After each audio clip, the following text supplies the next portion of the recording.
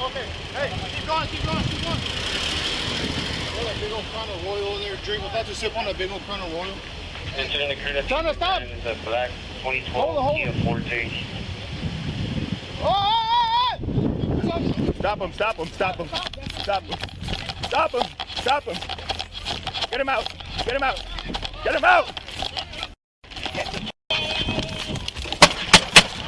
Stop the vehicle. Shots fired. You're at 2300, shots fired. Get out of the vehicle now. Stay there. Turn around. I got it.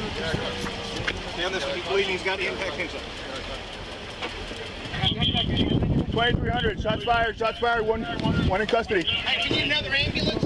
While the country and even the world have paid much attention to Renee Nicole Good and Alex Pretty, which we all should, DHS officers took the life of Ruben Ray Martinez. The body cam video has now been released. Yes. Anybody else?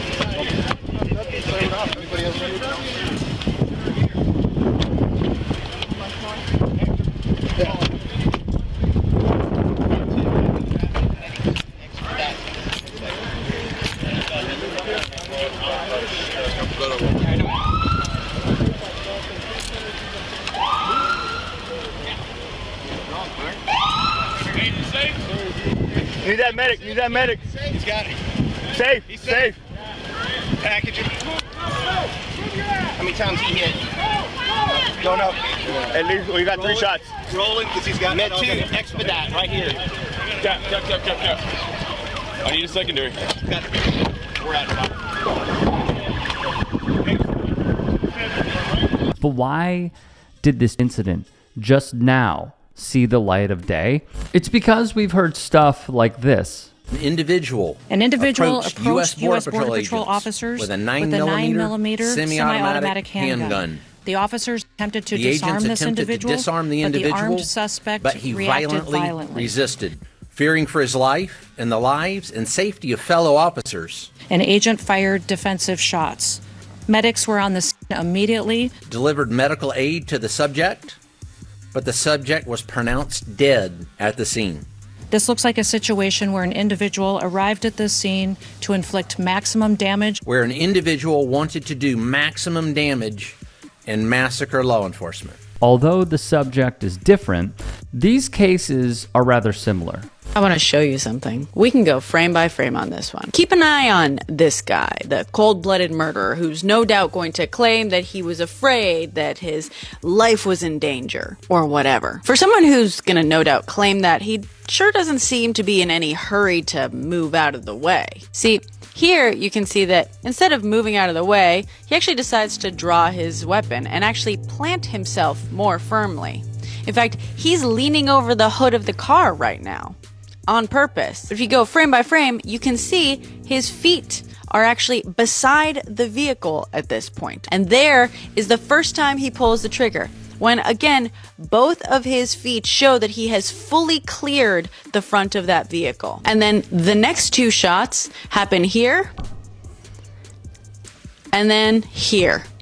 Both of which, where he's very clearly having to aim through the driver's side window, and actually appears to be running after the vehicle to catch up to it. This, by the way, after very clearly signaling to the ICE officers to pass by her on that street, which she was very clearly not blocking nor obstructing, because moments earlier when she first started to pull out, another vehicle started pulling out similarly and crossed in front of her. So she was telling the next one to go on ahead. Not posing a threat, not obstructing nor impeding anything. Would you look at that? And the theme of deceit plus gaslighting the public remains the key for this administration. Video released by investigators calls into question a United States Immigration and Customs Enforcement spokesperson's claim that the victim intentionally ran over a different agent before being shot. His car moved forward very slowly in the moments before Homeland Security Investigations agent Jack C. Stevens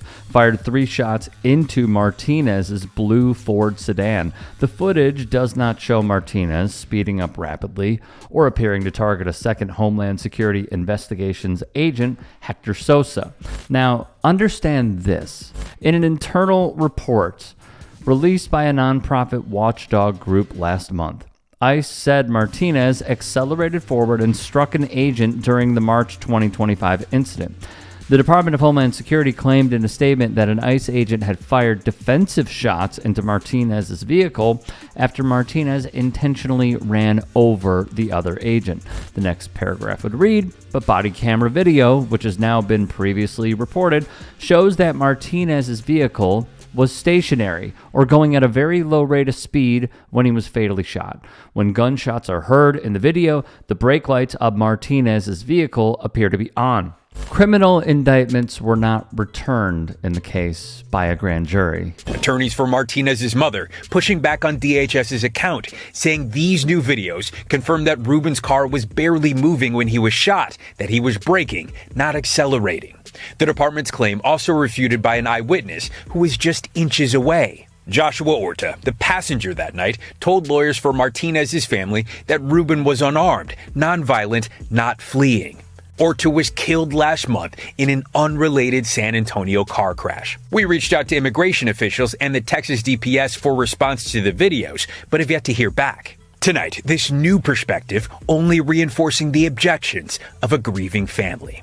Another life lost because of the viciousness of an ICE officer. We do not have to live like this. The most unfortunate twist is learning of Martinez's mother's politics, what she supports, and who she voted for. I learned from your attorneys that you supported the president in the recent election, President Trump. Correct. I did.